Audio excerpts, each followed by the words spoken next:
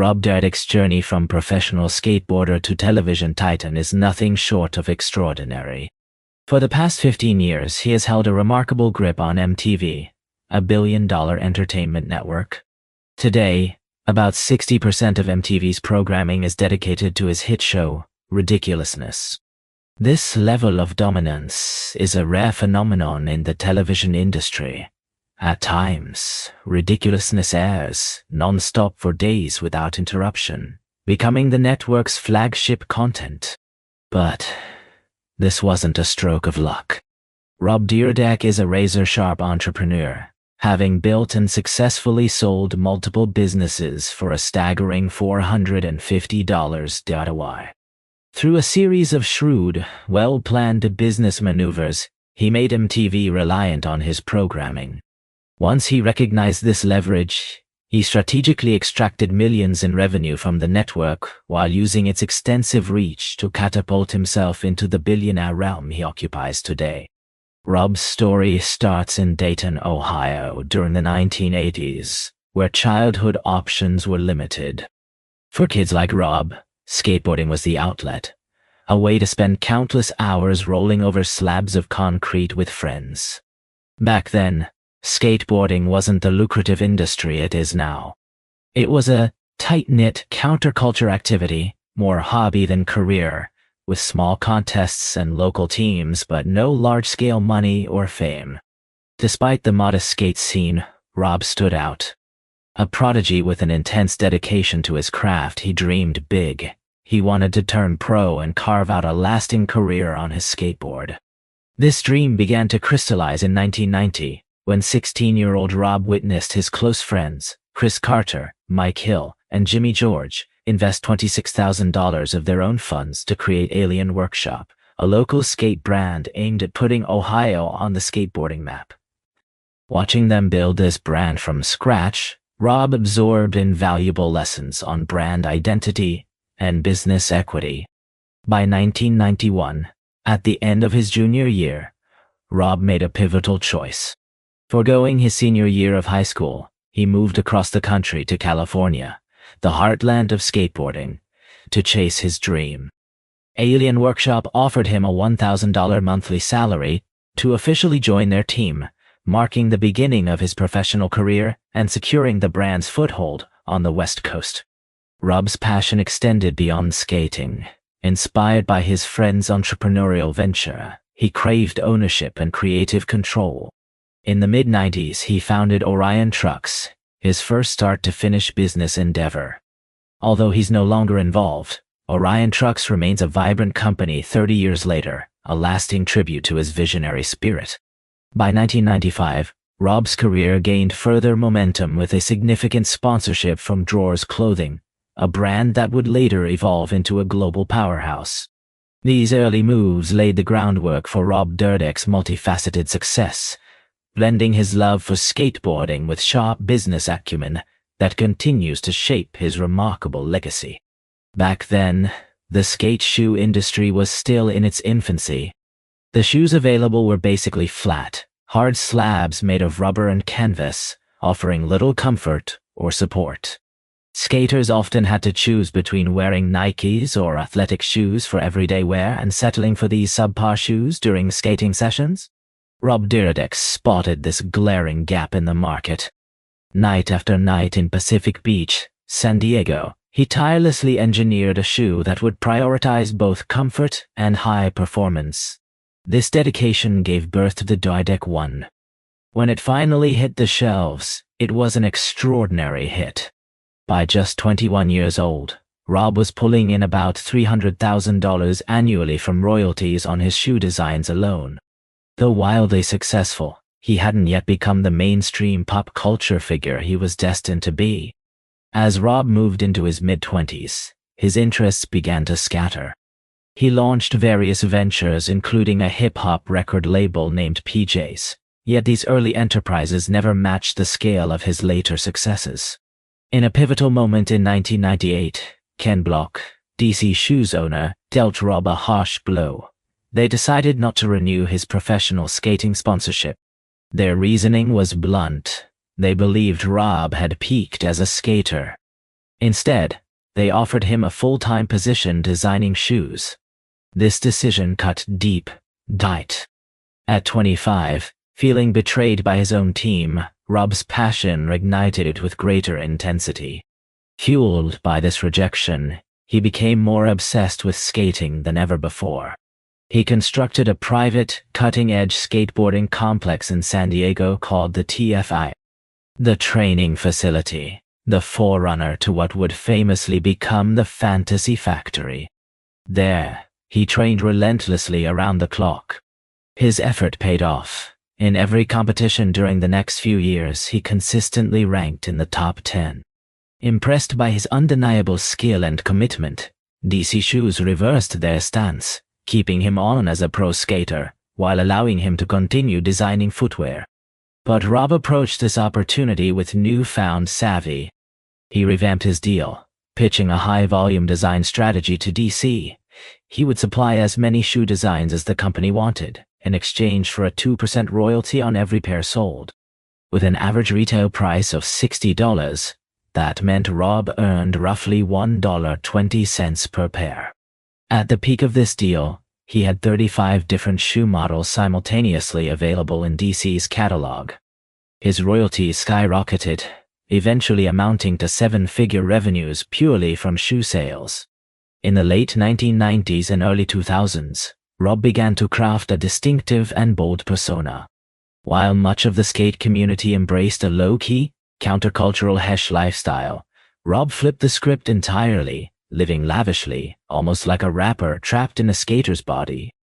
Unlike many skaters whose personal brand was simply about being rad, Rob embraced a flashy, luxury lifestyle. This approach rubbed many in the skate world the wrong way. He was often seen as a pompous prick. But Rob didn't shrink back. He doubled down on this image. The defining moment came in December 2000, when he graced the cover of Big Brother magazine. The photo was unforgettable. Rob skating next to a sleek Mercedes-Benz, flanked by a woman in a swimsuit, and an actual full-grown cheetah. Everywhere he turned, he sported iced-out Rolex watches and a diamond-encrusted DC ring. This cover captured perfectly how Rob was reshaping skate culture on his own terms. Rob later confessed that his approach was a bit over the top. Yet, he grasped a crucial business truth. Perception is power. If he carried himself like a hotshot, people would naturally treat him as one. From 2000 to 2002, at the height of his career, Rob was 27 years old, wealthy and carefully navigating his path to keep himself relevant and ensure steady shoe sales. Meeting Christopher Big Black Boykin. Then came 2002, a year that flipped everything around. DC Shoes was gearing up to produce its first major full-length skate video, scheduled for release in 2023, followed by an expansive nationwide tour. Rob was undoubtedly a skilled skater, but he recognized that many of his teammates had more technical prowess. He realized his video segment needed a unique twist to stand out. His idea: a clever skit born from frustration. Tired of being expelled from the best skate spots by security guards and the police, he decided to counter with an unexpected move, hiring a private security guard to handle the other security guards.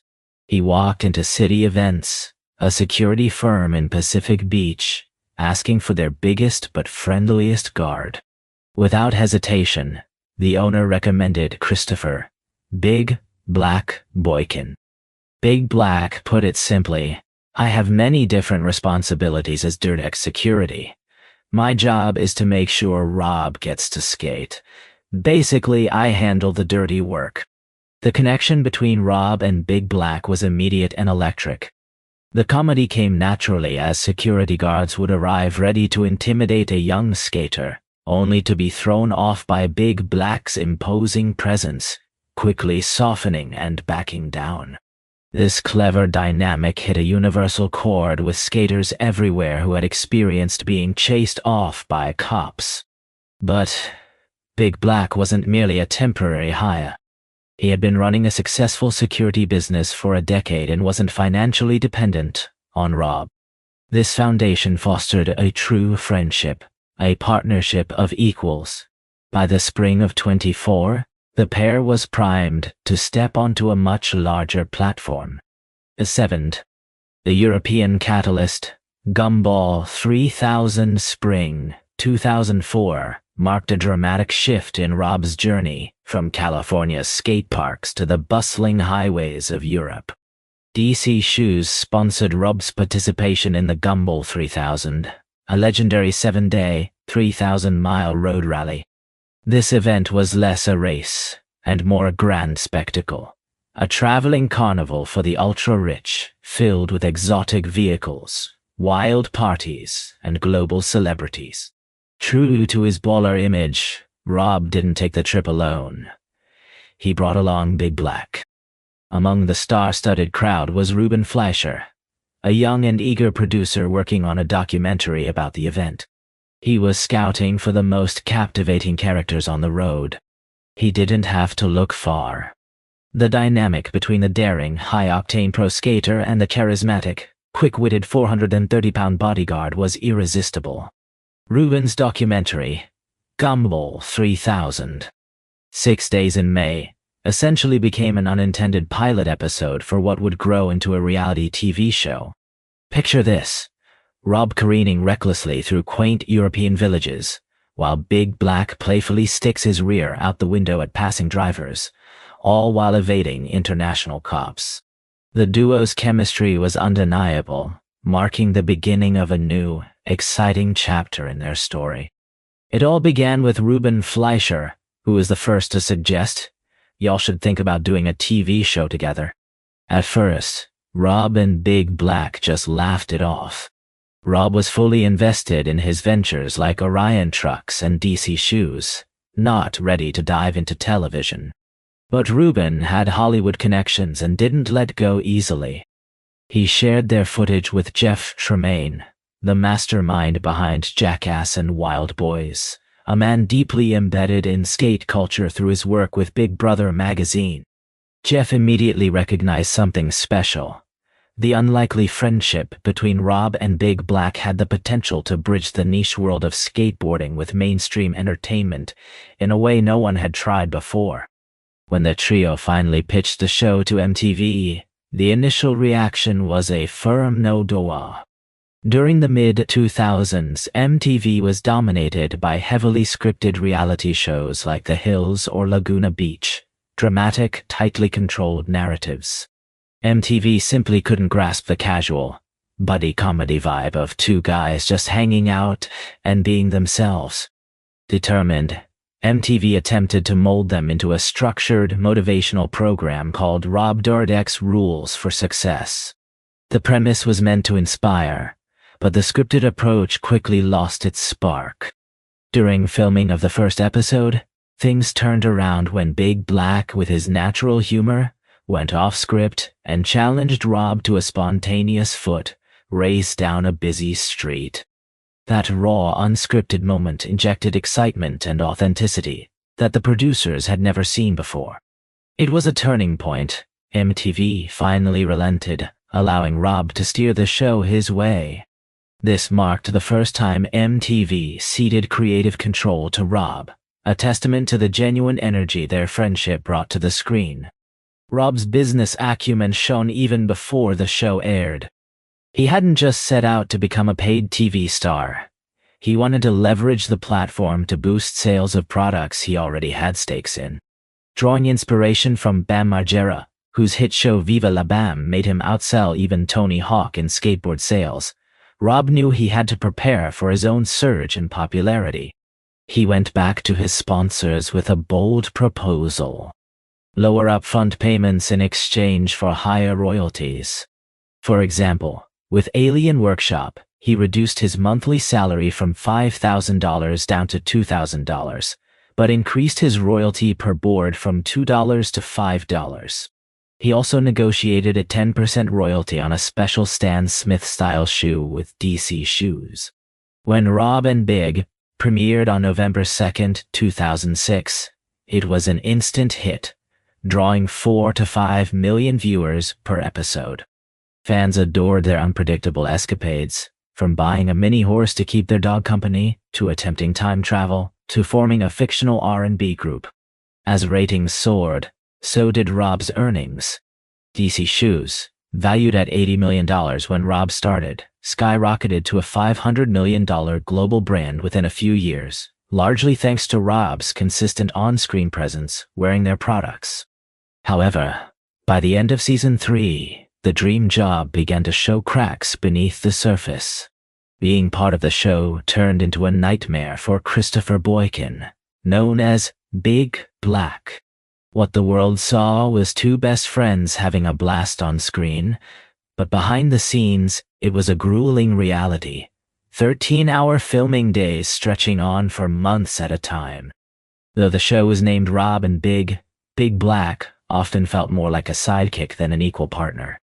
There were also rumors swirling about a pay gap between the two. Speculation was that Rob made twice as much money as Big. Rob denied these rumors, pointing out that he was working around the clock not just as an on-camera talent, but also as a writer and executive producer. Big's role, in contrast, was mostly showing up and delivering the humor. Meanwhile, Big Black was facing serious health challenges. Weighing in at a dangerous 430 pounds, and with a baby on the way, he longed for a normal life, away from the Hollywood writers who were increasingly involved in their once spontaneous and organic show. After several intense and private blowout arguments, which stayed hidden from fans, Big Black decided to step away following season 3. He relocated to Texas to focus on improving his health and to be there for his daughter. For many years, the duo lost contact altogether. MTV was thrown into a panic with the loss of their biggest show and desperately wanted Rob to come back. They offered him $125,000 per episode to do virtually anything, just to keep him on the network.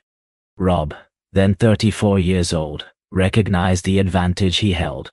He didn't just want more money, he envisioned a business deal that would completely change the game. Over a single weekend, he crafted the concept for Fantasy Factory, not just a home, but a sprawling 25,000 square foot playground for adults and corporate headquarters. He made one groundbreaking demand: integration rights. Here's the brilliant part. In Hollywood, if a character drinks a Coke, Coke pays the studio for that exposure. Rob insisted that he himself would own those rights. MTV couldn't control which brands he promoted.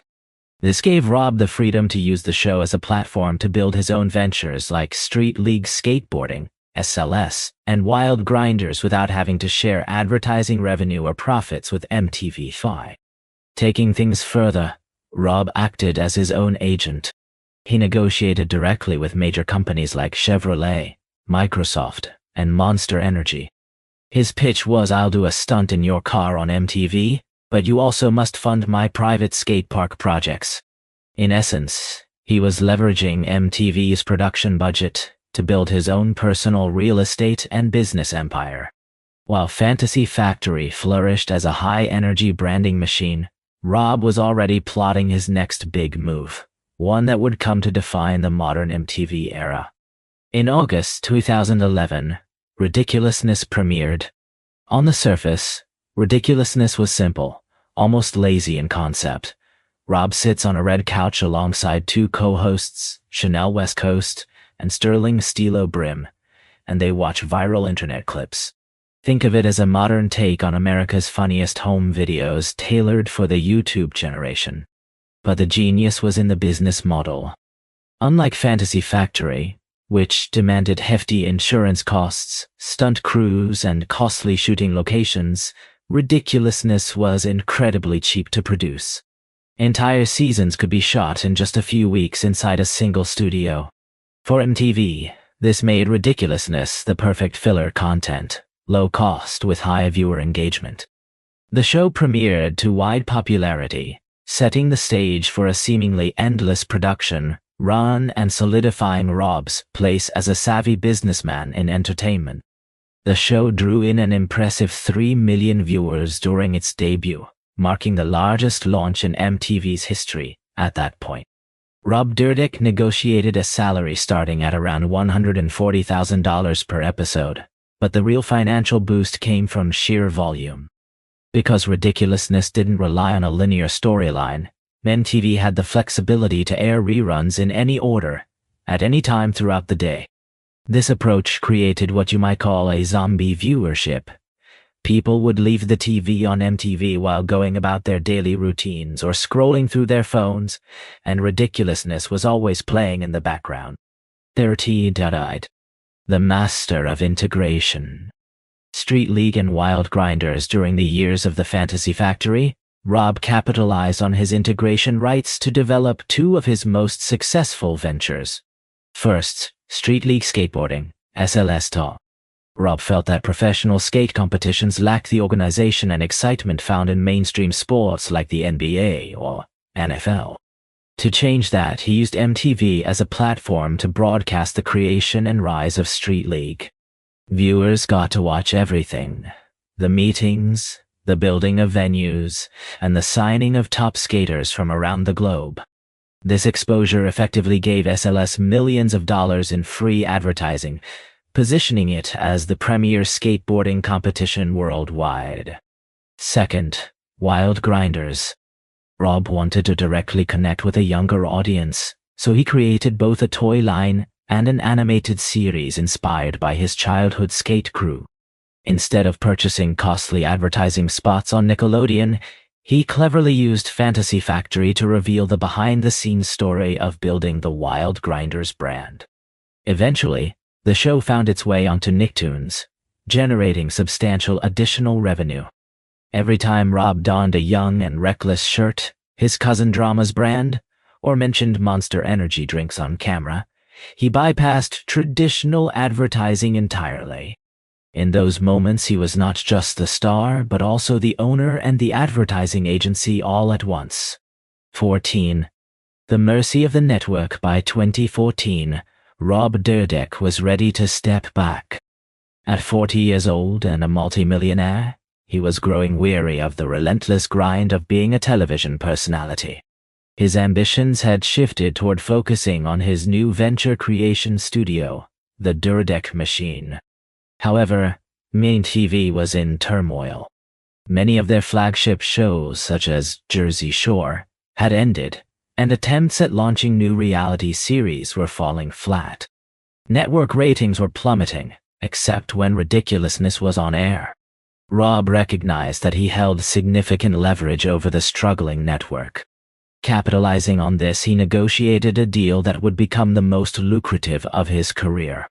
He agreed to remain with MTV, but under two major new terms.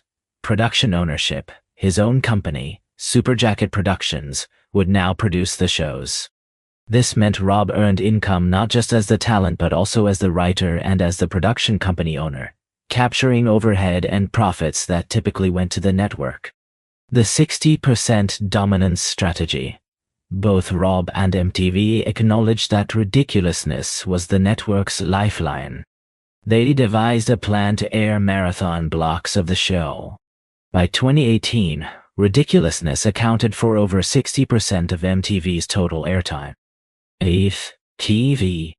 The loss of a giant. Rest in peace, Big Black. Amidst the soaring success of his business ventures, tragedy struck. In May 2017, the world learned.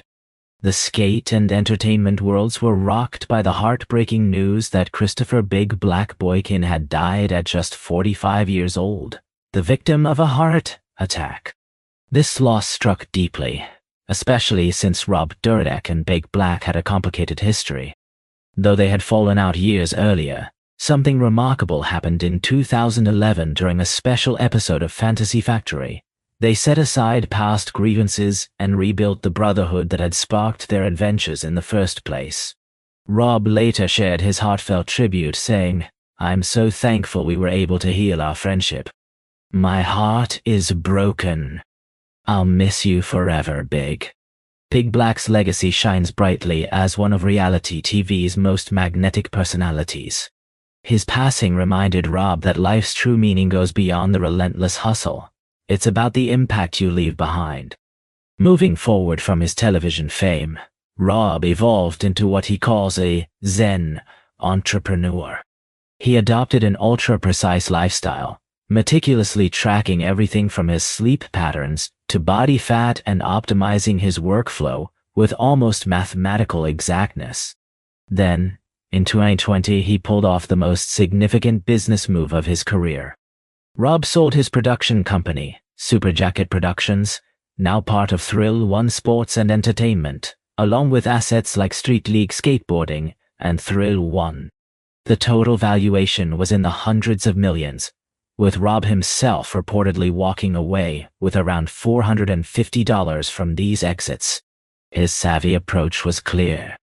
He leveraged MTV's financial backing to build thriving businesses, used the channel's airtime to promote them, and ultimately sold those ventures at a massive profit to venture capitalists. Essentially, Rob cracked the code of the Hollywood machine. Now, at 51, Rob Dyrdek is a far cry from the pompous prick once seen on the cover of Big Brother magazine.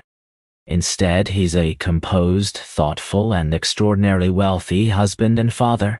When you crunch the numbers from his hit show Ridiculousness alone, which has produced over 1,000 episodes and likely nets him $140,000 or more per episode through salary and royalties, his earnings top $150 million.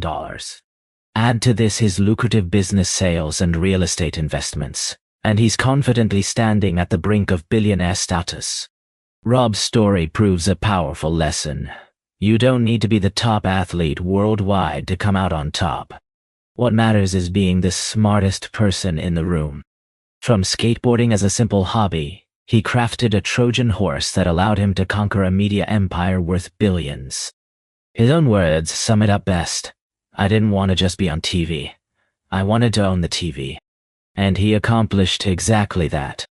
Every time you catch MTV late at night and see a guy on a red couch laughing at viral clips, you're witnessing a masterstroke, the most successful business maneuver in cable television history.